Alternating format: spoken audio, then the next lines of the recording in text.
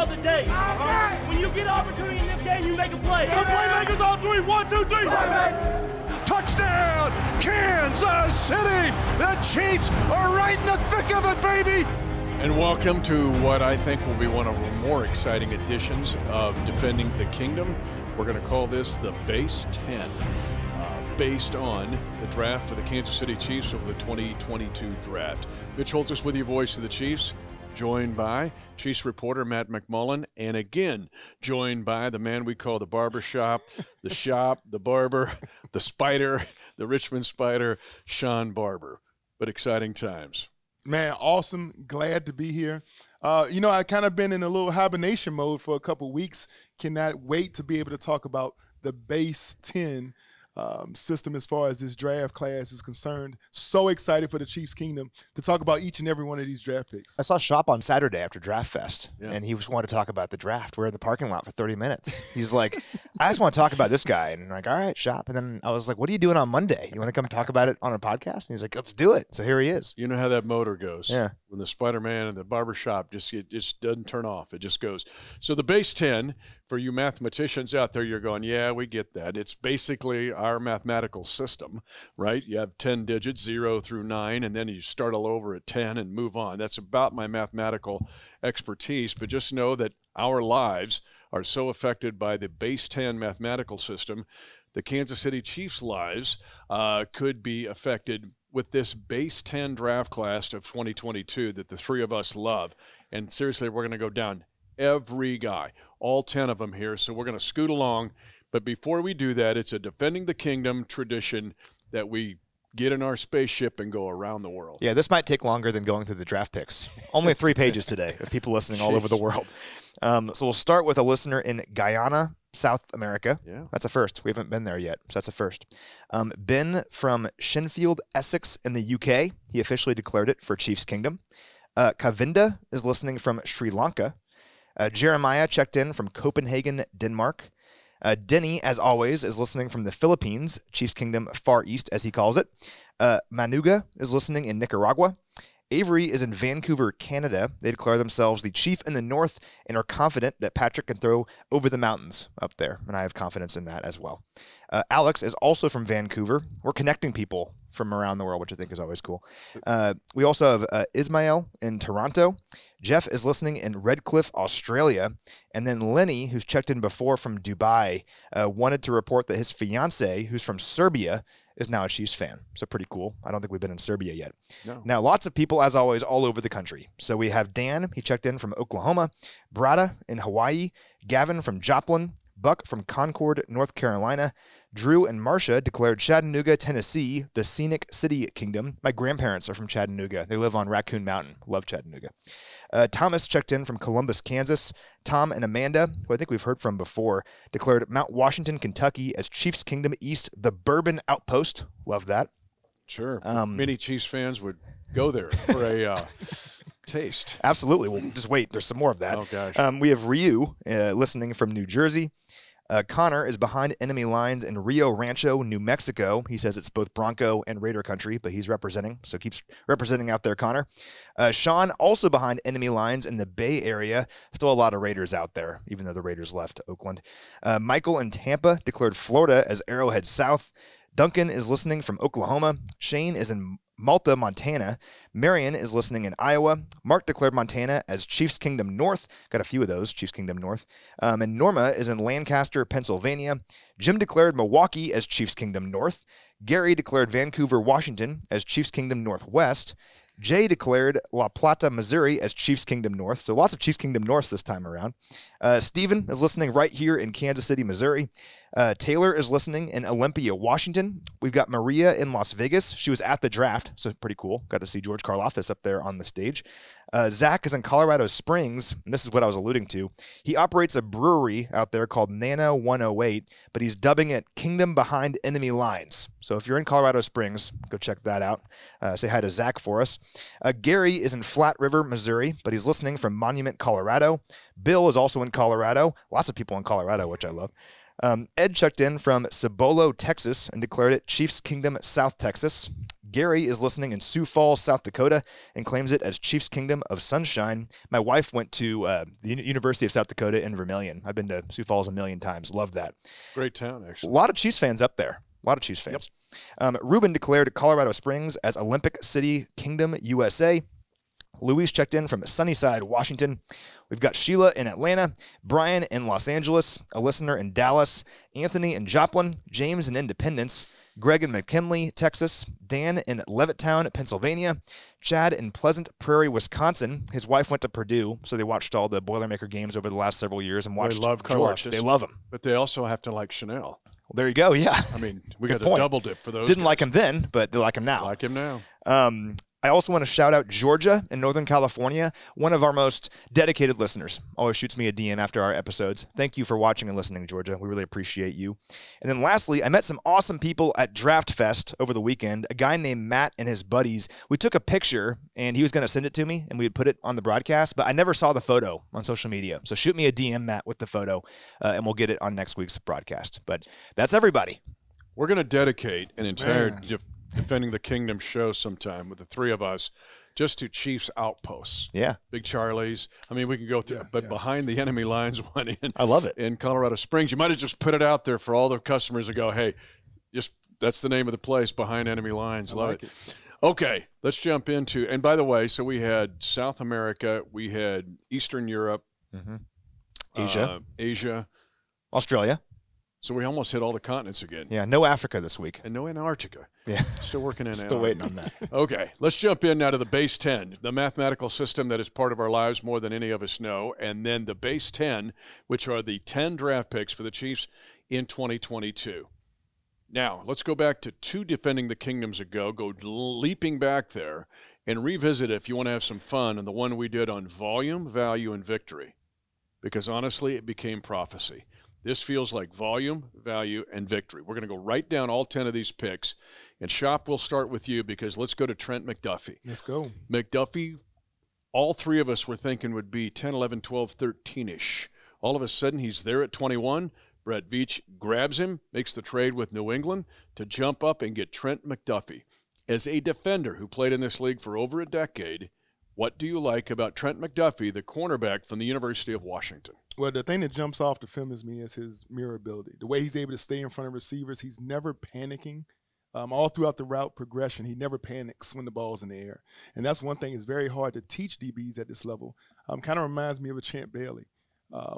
Definitely from a footwork standpoint, he's a technician with his arm placement, with his stabs, and he's coming from UW, who we know as DB University. So yes, he doesn't have the 40 time, or he doesn't have the height of a Sauce.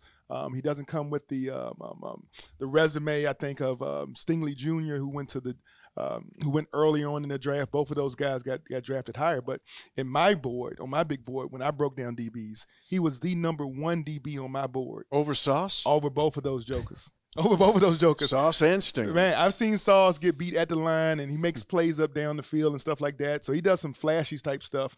But I'm telling you, man, to be consistently in place and play sound defense, it's a dedication that I see in this man's delivery and in his work ethic. That thing is going to be, man, it's going to be lights out when he touches the field. And the player comp that he compares, reminds me of, is I played with the guy, Daryl Green.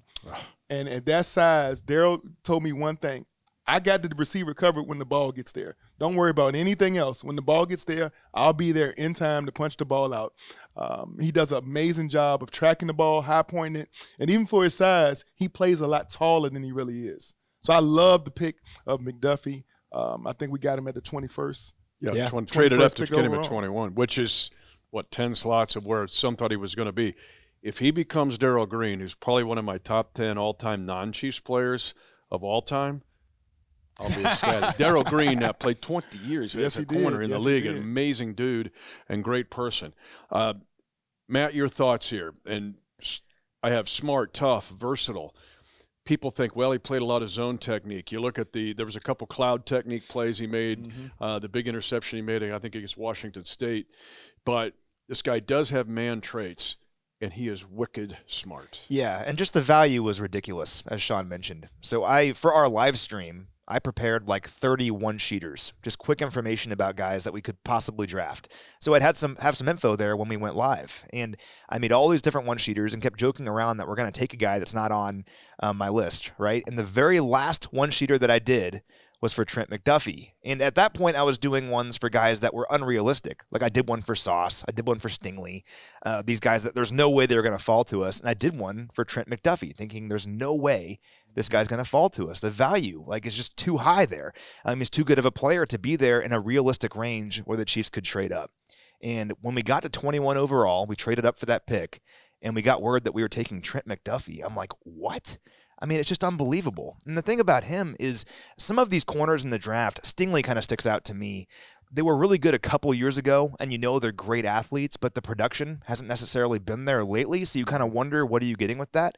With Trent McDuffie, he's just been really good his entire career. Yep. And look at last year. He allows 16 catches for only 111 yards all year long. People just weren't throwing at him. He was only targeted 36 times all year. That's the best compliment you can ever give a DB. That's better than a DB having 20 interceptions if no one's throwing at him because he's locking guys down better than anybody. Those 111 yards were the fewest allowed in all of college football. He allowed 3.1 yards per target, also best in the FBS. 0 touchdowns allowed in each of the last 2 years. When you draft a corner in the first round, you want it to be a dude, a guy that can go out there and lock guys down. And that's all that Trent McDuffie has done his entire career at Washington. You mentioned how versatile he is. He can play inside with the best of them, but he can also play outside because he plays bigger than his size. And he can play safety if you need him to. And what Spags love to do, loves moving his defensive backs all over the place and treating them truly as defensive backs, not just corners or safeties. So I just love the talent of the kid, but also the value there at 21 is just incredible. Also, Dave Tobe, when I interviewed him on stage, is going to take a look at McDuffie as a punt returner. And he did some returning at Washington early on. Then he became their main corner. But there is going to be an audition there, perhaps, for Trent McDuffie to be a returner. When he tied himself into the Honey Badger, that was a smart move in a PR standpoint. But you see some Honey Badger in Trent McDuffie's game. The knock on him, size.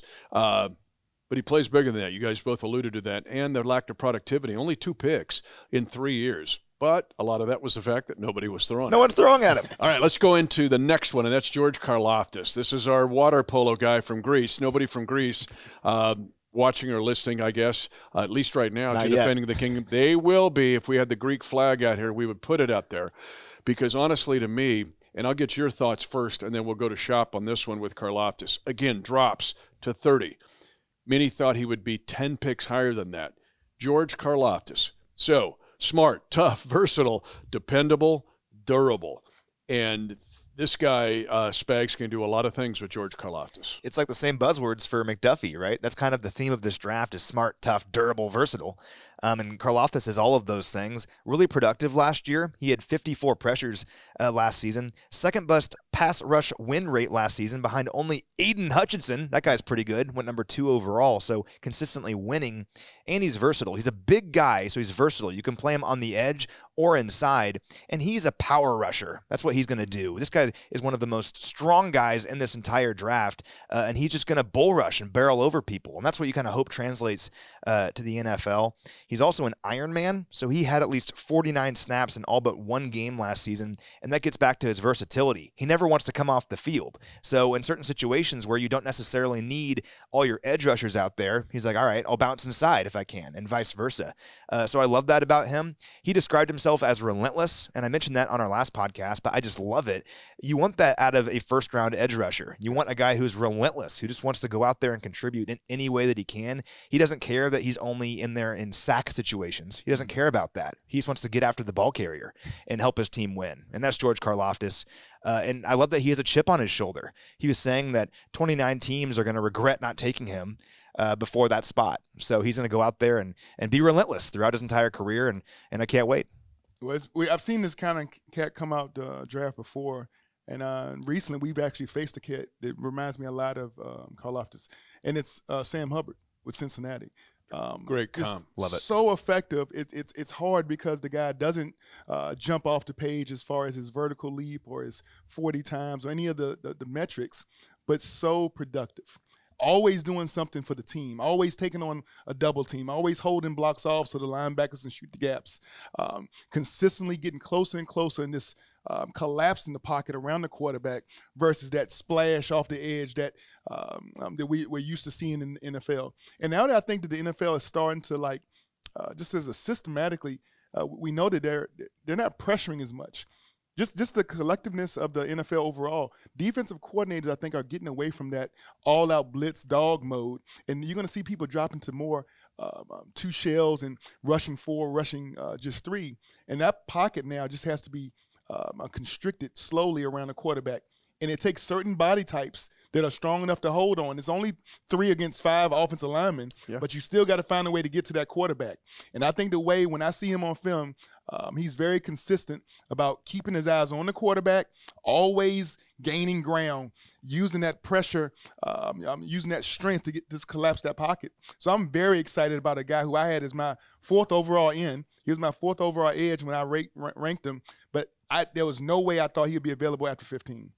People joke with the fact that he played water polo. To me, and we talked about this too, that's a part of his strength. That's the reason he played 50 snaps a game every time. Like, you can't get him off the field. This guy's durable. Now, the knock on him is, hey, maybe too much bull rush. He's got to add something to his game. Well, there's Joe Cullen, the new defensive line coach. Remember, Brandon Daly moved to linebackers. But this guy's just getting started. He really hasn't played that much football. Yeah. So just getting started with George Karloftis, but exciting to see this guy play a motor and toughness. All right, people are waiting in the Chiefs' kingdom. What are they going to do at wide receiver? They're going to get a wide receiver. They get a wide receiver out of Western Michigan, right? The same school that produced Corey Davis just a couple years ago. The Chiefs get Skye Moore at 5'10", 191, led FBS with 26 broken tackles, highly productive, almost 100-catch season. We'll start with you, Shop. All right. Skye Moore, what do you think? Well, we always start with those pro comps. And obviously playing 10 years in the league, I played with a lot of guys that remind me of this young man. So I'm thinking Eddie Kennison. I'm thinking Lance Moore. I'm thinking receivers like that. I also played with a very productive James Thrash. Another small school guy. Way underrated, by the way. Very underrated, had a long career. Yeah. Strong hands, big hands, always can possess the ball, always is in the right place. And I think sometimes as a quarterback, you get away from having these ultra highly effective, highly elusive type receivers that are just jumping off the page. You want somebody that you can consistently know is going to be at the right place, the right time when you deliver the ball. And catching the ball is almost not even worth thinking about. Once you throw it, it's in his hands, it's caught, and he's making positive yardage. So I see a comp of those 3 guys. If he comes close to any of those 3 guys, he's going to have a long career in the Chiefs' kingdom. He was targeted 125 times last year, 3 drops the entire year. Huge hands, like you mentioned, and sure-handed, and that's what you want. My concept for Skye Moore is he can run a slant over the middle with his quickness because his speed might not jump off the page in terms of combine measurables, but he's quick off the line, one of the quickest receivers off the line in this entire draft. He can beat a DB out of his break, run that slant, catch the ball because he's sure-handed, and as you said, with the broken tackles, he's one of the most elusive receivers in this entire class. PFF said that if all the receivers in this class played tag, he would win. All right, so he's super elusive, and I love that about him. The production last year, you kind of mentioned it, 94 grabs for 1,300 yards and 10 touchdowns. Just the agility that he shows is really exciting. PFF compared him to Julian Edelman. Of course, it's a high comp, but just really exciting to have kind of that safety valve over the middle for the Chiefs. And think like 3rd and 4, 3rd and 5, having that guy that's reliable every single time, can get himself open and catch the football when it's thrown at him. I just love this pick. And just like the other guys, a chip on this guy's shoulder. I mean, he was under-recruited out of the Pittsburgh area, ends up at Western Michigan and just lit the world on fire. But he's convinced he's going to show people that he's better than what people seem to think of him. And he's consistently doubted. And I love those kind of players because guys that are doubted are going to show up ready to go. One of the things that I love about him, and the coordinators mentioned this because EB mentioned it, Eric Bieniemy on stage with me on Saturday at Draft Fest. Western PA is really good football. This was a high school quarterback, much like McCole Hardman was. He was also a high school DB. He was recruited by Western Michigan as a DB.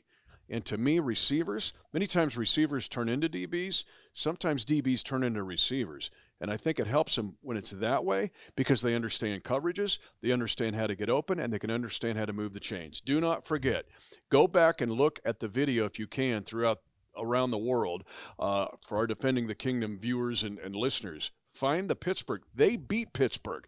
Western Michigan beat Pittsburgh and Kenny Pickett, and a big reason was Skye Moore's big plays. Excited about this one. All right, let's jump in now to the next pick. And this, I'm going to start with Matt on this one because this is a guy on April the 11th was sending me stuff. Hey, watch Brian Cook's video. Watch Brian Cook's video. The Chiefs get Brian Cook out of the University of Cincinnati, another incredible value pick.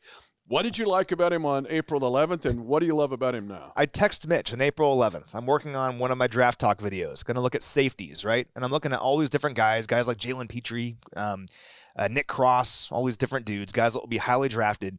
And I stumble upon a kid named Brian Cook from Cincinnati, and I watch his video, and I'm like, oh, my God, we need this guy. He's an enforcer-type safety, which I just love.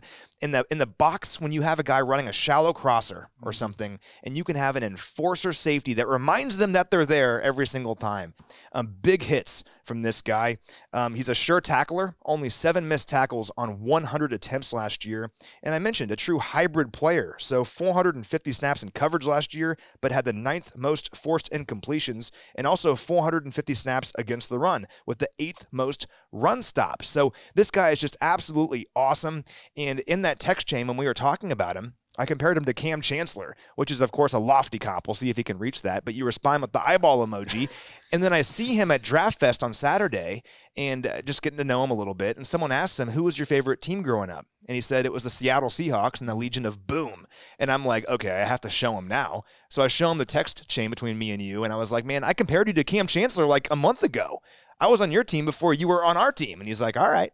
So we'll see what he turns into. But I love Brian Cook. Let me give another comp here. Might be Sean Barber in a way. This was you. This was you coming out of college. Now I'm gonna play to the crowd here. All right, let's see. But this was you. I mean, you're coming. This guy started at Howard, right? So he was a small school guy. Played at HBCU. Then he transferred to Cincinnati. But a guy that is thought to be can play in the box, but also athleticism. But what do you see when you see Brian Cook? Man, you know what I see, and I know. Cam Chancellor was a lofty goal. I'm gonna go a little bit loftier because okay. I see Brian Dawkins, a guy that was in my ear my whole career when I was in Philadelphia, the 2 years I was there. One of Coach Reed's favorites, by the way. Having a knowledge of the game, being able to control the secondary, be able to control when it's a pass set, knowing kind of instinctively where you need to be, but coming with such type of raw emotion, the way he hits guys, the way you see him, I mean, the play stops immediately. I mean, he got some woo licks that when he delivers on these receivers, man, that makes you just start thinking of some of the greatest hitting safeties in the league. Greg Wesley, who was a Chiefs guy here, known for his coverage, but also known because he delivered a blow. Had a nasty streak in the way he went about his business. So those two comps, obviously both tremendously different players, but I see a little bit of Greg Wesley, I see a little bit of Brian Dawkins, and I think when you wrap that up, man, this Cook kid can be very special when you talk about how Spags is going to use him. To your point, find the video of where he chases down the Temple quarterback. It's a football camp tackle. It's awesome. 7 tackles against Georgia at the end of 2020. Yes, those Georgia Bulldogs.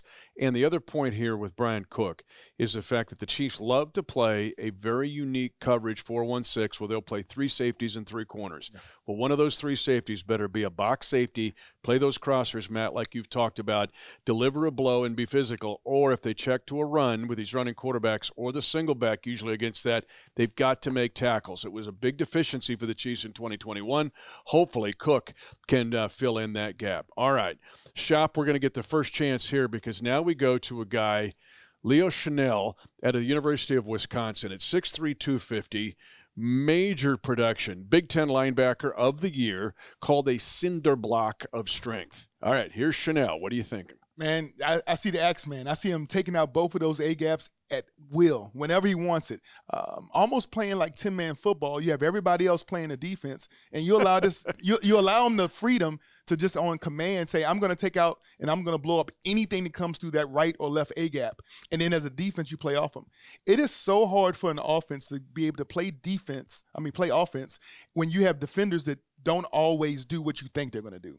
And this guy has so much instinct. I believe he's a football mind. Zach Thomas comes to mind. I already said Axeman, so that's Jeremiah Trotta. So somewhere in the mix between a Jeremiah Trotta and a Zach Thomas, just knowing the game of football, knowing it to the infinite degree, being as a lineman assignment, being one of those guys, 250-some pounds at linebacker, loves to run, loves to hit. He loves football. It's hard to find guys in this day and time that are so focused on the game of football. Love it, eat it, breathe it, love everything about the game. His physical nature, man, I think I heard he bench pressed 225 about 40-some times. So he's a mountain of a man, and he's going to be somebody you can anchor the first and second down runs after. On the stage during Draft Facts, you guys heard this. When I said, Leo, what do you bring to the table? He just goes, violence and physicality. Just that's all he said, 3 words. And the place just went berserk. Chanel, the linebacker from Wisconsin. And there was no hesitation. Like, he knew that. It was like right away. Just violence and physicality. It's like, yes, linebacker.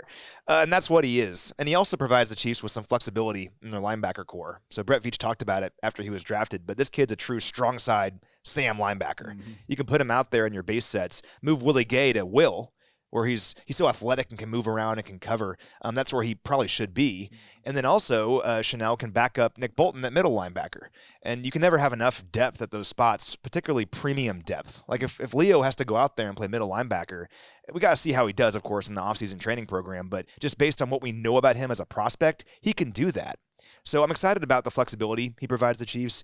He's just so athletic, which is just amazing for a player of his size. Man, he's got a 40.5-inch vertical. It's insane. It's the same as Juan Thornhill. Yeah, at 6'3", 250 pounds, there's a metric out there called Relative Athletic Score. You might see it on Twitter, @MathBomb. He's the guy that does all these things. And it's a composite of all their combine and pro day and all this stuff, like their athletic measurables, and compares them to other players in history. And he, on a scale of 1 to 10, his relative athletic score was 9.99. He was the 3rd most athletic linebacker since 1987. There's over 1,000 linebackers that have been graded on this scale since then. He's number 3. I just can't wait to see what he can do in this defense. And also, I like him as just a blitzer off the edge, like in certain sub packages. Just use him as a designated blitzer. He can go through that A gap and just blow a guy up. I can't wait to see what he can do. The only disappointment is our trip around the world. We did not hear from Grantsburg, Wisconsin, because that's the hometown of Leo Chanel. And that is 1,307 humans that live in that town. His brothers also play at Wisconsin, very near River Falls, where the Chiefs used to have training camp. But little town guy that's a big-time talent. So that's the first 5 of this base 10 of the Chiefs 2022 draft class. And after those 5 were chosen, we did have a chance to catch up with General Manager Brett Veach. All right, a chance to catch up now with General Manager Brett Veach. Let's start with day one. How excited were you when Trent McDuffie and George Karloftis fell to you at those spots? Yeah, we were certainly excited. And we joked earlier where, we spend so much time in regards to going over every scenario, and then felt like we played out every scenario, but the one scenario we didn't play out was Trent McDuffie being there. In that range, we can go up and get him. So to get him and then come back and still fill a big need at the end there with George was certainly exciting for us, and look forward to getting them in here pretty soon. And those 2 guys, how much are they culture builders? I mean, those are good players, and then on the heels of what you signed last year. Yeah, and then what we came back today, and all these guys, Trent, George, Skye and Leo, all these guys are guys that love the process, love the game. They're going to set the tempo in the meeting rooms, and that's going to translate on Sundays. Let's talk about how day 2 fell to you, because you did some maneuvering again, but the chance to get a Skye Moore and then to get some additions, it'll help you also in special teams with Cook. Yeah, we got that extra pick, and that was big, right? So, but no, listen, we knew that we would have opportunities to add some talent, and we also knew that on Saturday we had a 4 and a handful of 7s, and we were sitting there on the clock and kind of felt that was the safe spot to go from 50 to 54 and get that little bridge pick in between 4s and 7s, and then to add a playmaking wideout in Skye Moore, and then add a versatile linebacker in Leo.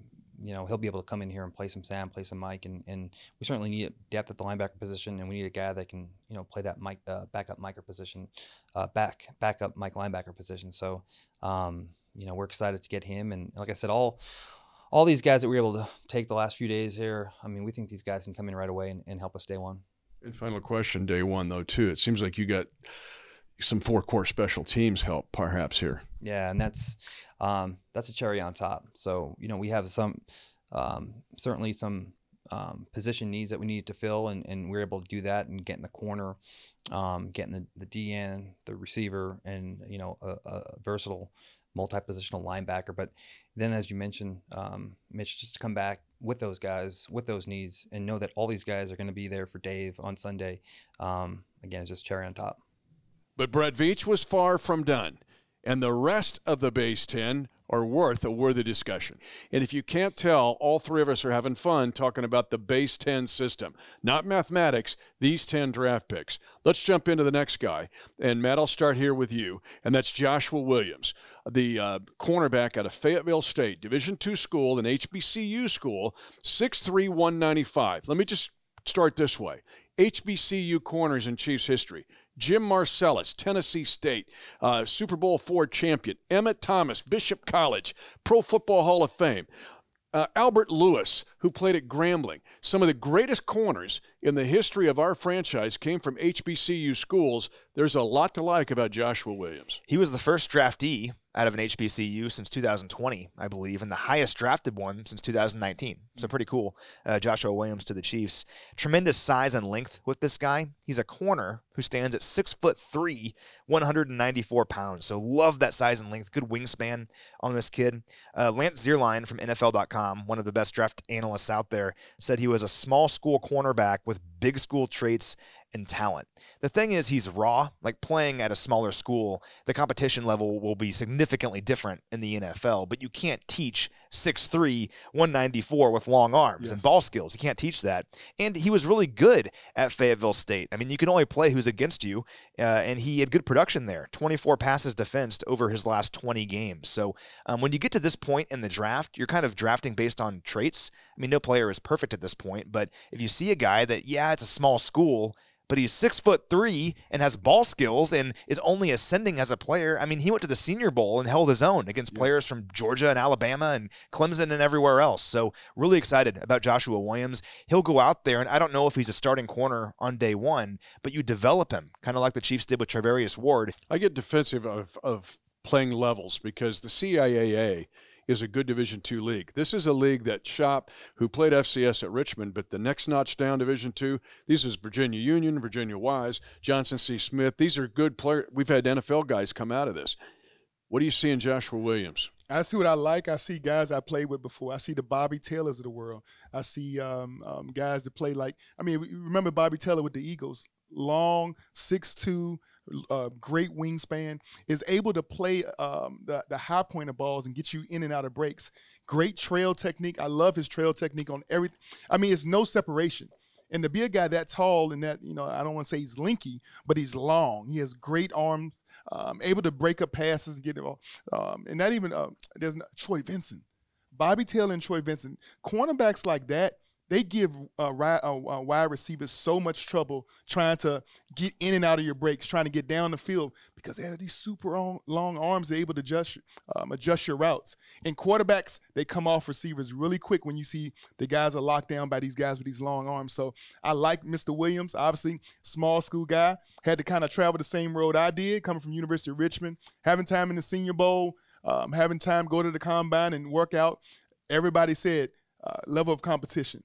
University of Richmond, we don't know about your level of competition. Well, guess what? Come training camp, when this young man enters and gets on this field, no one's going to care that he went to Fayetteville State. No one's going to care what round he got drafted or what number. It's going to be like, what are you going to do now to show us that you're supposed to be here and you deserve some playing time? And I believe this man's going to rise to the occasion. Matt, I love what you said about his wingspan, too, at 53-inch wingspan, and the fact that we're also seeing – why you have the HBCU Legacy Bowl and why you have the HBCU Combine. But the Chiefs folks were way ahead of this way back because they were the first franchise really in professional football to go to the HBCU schools and get some of the greatest players to ever play in the game.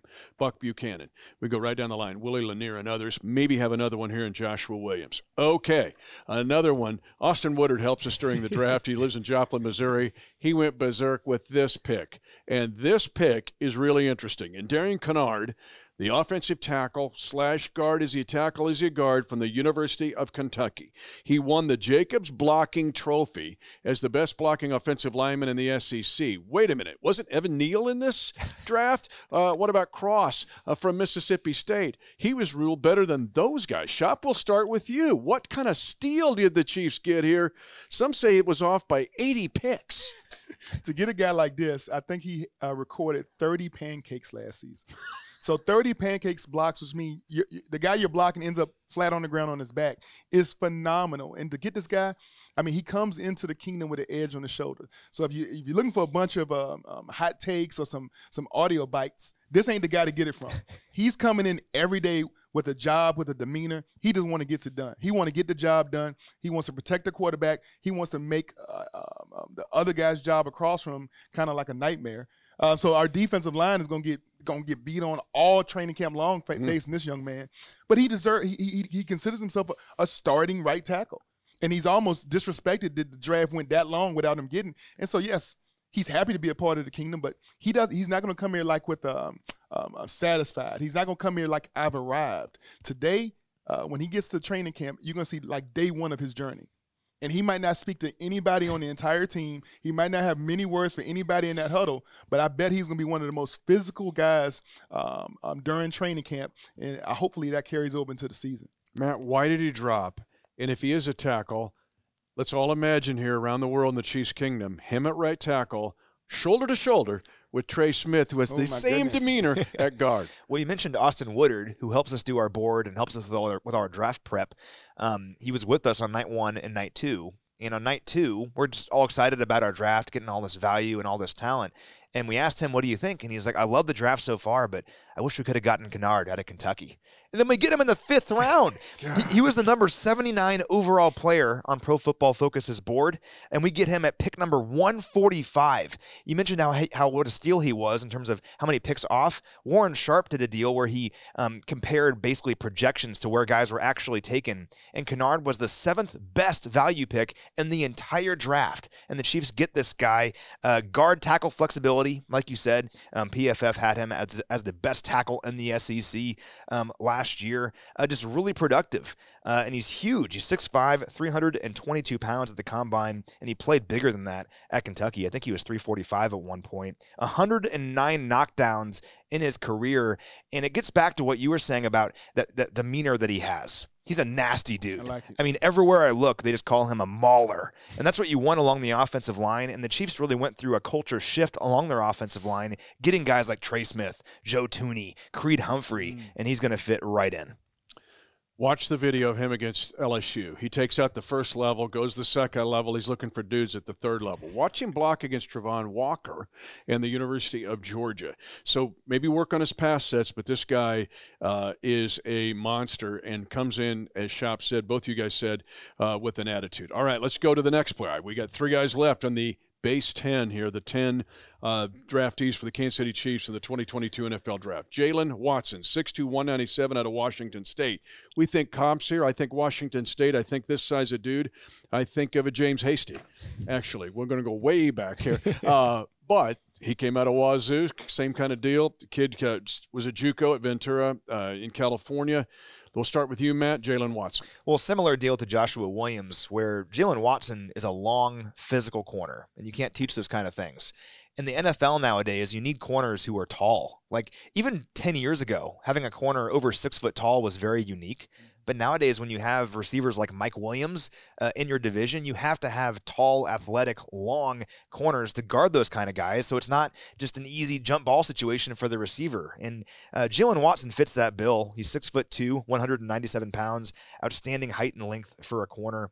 He's only played 15 games at the FBS level, so he's raw. Didn't play a lot of games at Washington State because he was a JUCO transfer. But he had good production while he was there. I mean, he was a 2-time honorable mention for All Pac-12. 12, so he played well at Washington State, and he's, again, a raw player that has those tools, those physical tools you can't teach.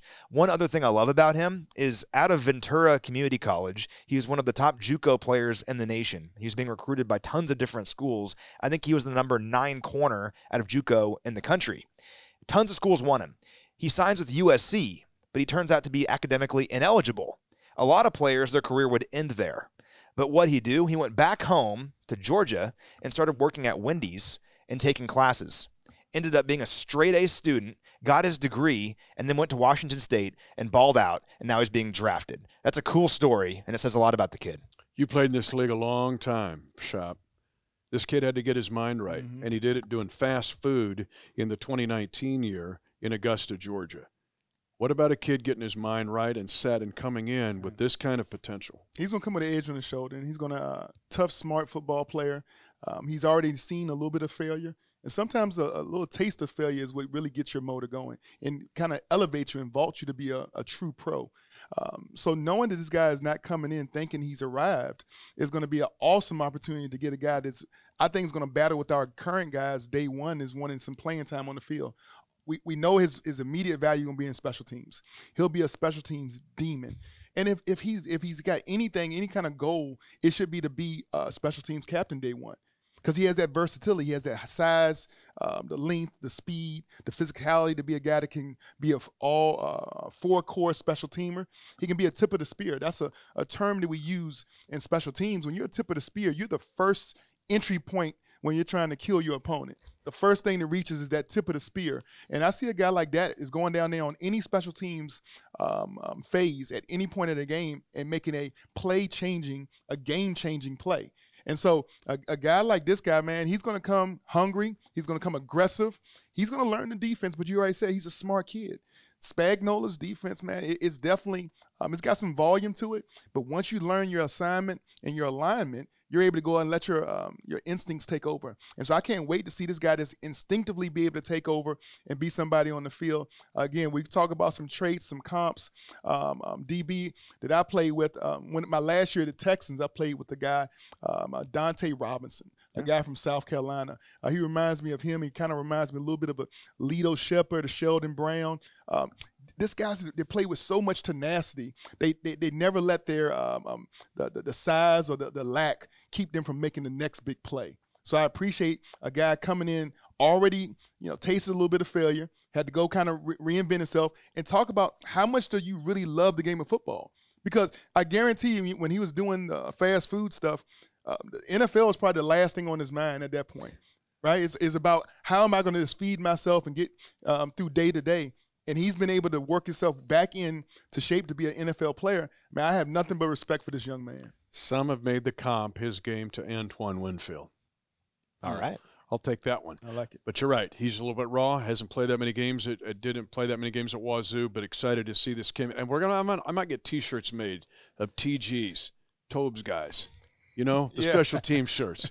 Tobes tip of the spear, man. I'm a Tobe guy. That tip of the spear. And have a spear right there. All right, let's jump in to our final 2 draft picks on our base 10 edition of Defending the Kingdom. I know we're going long here, but we're having too much fun because these 10 guys excite the 3 of us to no end. Now, let me just hear my description of this guy. All right. 5'10", 222 pounds, runs a 4.37. Who am I describing? Damian Williams. Damian Williams, the run to immortality, right? The Mira Mesa Marauder. Played at Oklahoma, was JUCO for a while, had that incredible run against Super Bowl 54, will be remembered forever. He was 5'11", 224, and ran a 4.37. Isaiah Pacheco in the 7th round out of Rutgers, 5'10", 222, runs a 4.37. Shop, I'm starting with you here with Isaiah Pacheco. If you talk to anybody at Rutgers, they're going to talk and just talk a lot about this kid in the positive sense. Man, I was drafted back in '98, and one member of my draft class was a guy named Skip Hicks, came from UCLA. And to me, Skip Hicks, his versatility, great hands, tenacious blocker, could find holes, had instincts way beyond his years. When I watch film of this young man from Rutgers, he doesn't look like a college player. He looks like a pro player that's been put on a college field, and he has some things that you just can't coach. And I think if you take that those rough edges and put them in the room with Coach Bieniemy, put them in the room with Coach Greg, and let our coaches kind of work with them. I mean, that's similar how we found Kareem Hunt. We found him in that same mold of a guy who was a little bit unappreciated, appreciated, a little bit disrespected by where he got drafted, but had all the talent in the world. Having them come to the Chiefs Kingdom and work with our coaches, I think we got a guy that could potentially be a very impactful player. Like you said, maybe the next run to immortality. Well, and Damian Williams, when he signed with the Chiefs, it wasn't like a huge deal. Like the red carpet wasn't rolled out. But you have those traits, those physical tools, and the mentality to go out there and win. It doesn't matter where you're drafted or if you're a big free agent signing. This kid's a great example of that. I mean, you guys have said it already, but I love having a running back that's over 215 pounds of basically all muscle. He takes his strength training really seriously. In the 4.37 speed, that was tied for the fastest 40 time of any running back at the Combine. Only Pierre Strong from South Dakota State was tied with him. So super fast. And one thing I like about him a lot when reading about him is he is a good pass blocker with upside as a pass blocker. He's willing to do it. He has the strength to do it, the size to do it. And that's a big deal, particularly as a 7th-round running back. With his speed and his pass blocking upside, I think he has a lot of skills to be possibly a 3rd down back on this team pretty early on. We'll see what happens. But I like this pick a lot. I feel like he's not your typical 7th rounder. He has a lot of skills. Like you watch him and you're like, this kid should have been drafted earlier. I'm excited to watch him in camp. Since 2019, the Chiefs have missed this guy. We had the 205-pound guy. This is 222 pounds that runs 4.37. There's just an element to that fits into a piece here. Go find his tape against Syracuse. It's the 4-minute offense. Syracuse doesn't like Rutgers. Rutgers doesn't like Syracuse. Rutgers is going to beat him in the Carrier Dome. This dude has to carry it every time. Much like a Daryl Williams has done for the Chiefs in the 4-minute offense, and just watch it. Find it, and you'll see why we're excited about Isaiah Pacheco, the running back out of Rutgers. All right, we close it out with the safety, Nazeeh Johnson out of Marshall. I'll start with you, Matt, because this guy looks like he ought to get a Tobe T-shirt. Tobe's guys, right? Put it on, tip of the spear, using Shop's term. But another guy, don't like write this cat off, even though he's always the last guy of the 10. Tobe guy is definitely what this guy fits the bill as. If you look at what he's done at Marshall, a 5-year starter at Marshall with a ton of experience. He started 45 games in that time, ran a 4.35 40 at his pro day, so he's fast, he's explosive, and also his attitude was lauded by all the draft experts. So if you're explosive, fast, you have experience, so you're clearly smart and deserve to be out there, and also you have the right attitude to go out there and play. I think that fits the bill of a special teamer for sure, that maybe can develop into more. But I think right away, Nazeeh Johnson will fit in on special teams and make some plays. From Marshall, Thundering Herd, he has to come in. I mean, we have a good team. So being a 7th-round pick, the last pick of the draft, you're not coming in with a spot on this 53. You got to create a spot. You got to come here with a little bit of edge, thinking I'm taking somebody else's job, and that's a great place to be in as an organization, because we're not filling in a bunch of holes.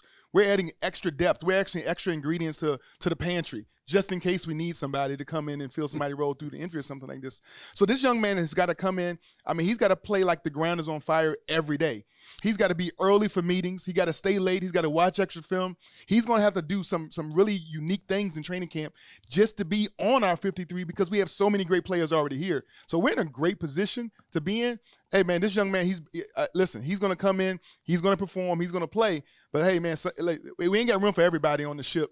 And so this young man better get it going in the right direction very early and often, and opening people's eyes, making plays no matter what situation it is. That rookie camp for him, when it's just the rookies out there for those first few days, if he doesn't open up some really big eyes at that moment, he might get lost in the shuffle.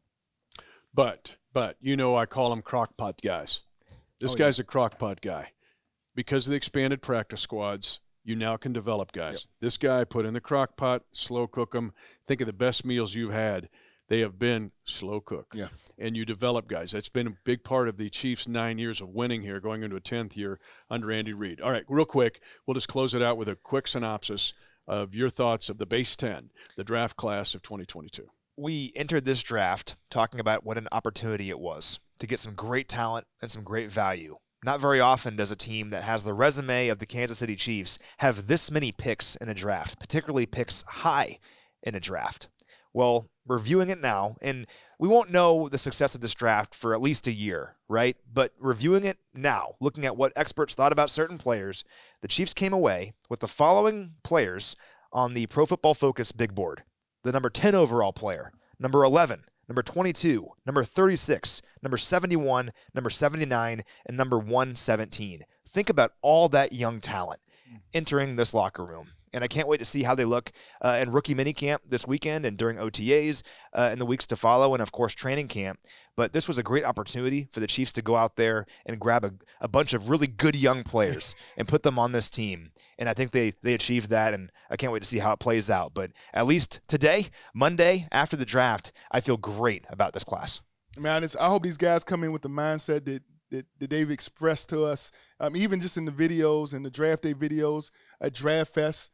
That same energy and excitement, it wasn't fabricated. These guys love football, and we got this chance to really see guys coming at an early age. These young guys are going to injection of energy is going to be put in this defense. And I think, if you look back, our defense was getting a little bit old. These guys are coming in young, fun, hungry, smart, tough, all those intangibles that you need to have a growing defense is going to be good, not just this year, but for years to come. So of 7 of 10 picks to be on the defensive side of the ball as a linebacker. You love that. Man, I'm in heaven right now. I want to see all of these 7 guys develop. But then on the offense, we got some guys that can also contribute year one. Yeah. And that's what is the beautiful thing about an organization like ours. We don't need to ever rebuild. We just retool. We just retool and just keep coming at you at different ways. We got some really creative minds on both sides, all 3 phases of the ball. And I think they all of these weapons we have to use is going to be a phenomenal 2022 season for the Kansas City Chiefs. We'll close this way. Draft Fest was over on Saturday. Matt saw me backstage. We were kind of tired, right? But I just sat in that chair after being around those 5 guys that were on that stage and thought, oh, my goodness, what do we have here? If these guys can perform at the level we think they can, this could be a class that could be remembered for years and years. So go back to 2 Defending the Kingdoms ago, when we did volume, value, and victory. This crew is the epitome to me, the definition of volume and value. And I'll throw another one in, Veach. Let's give Brett Veach and the GM of the Chiefs and all of his staff, all of them, wish we could mention them all, an incredible job with the base 10, not just the mathematical system that you live with every day, but the base 10 of the 2022 Kansas City Chiefs NFL Draft, the base for the future. 10, 5, touchdown! Lock it down! And the celebration begins at Arrowhead.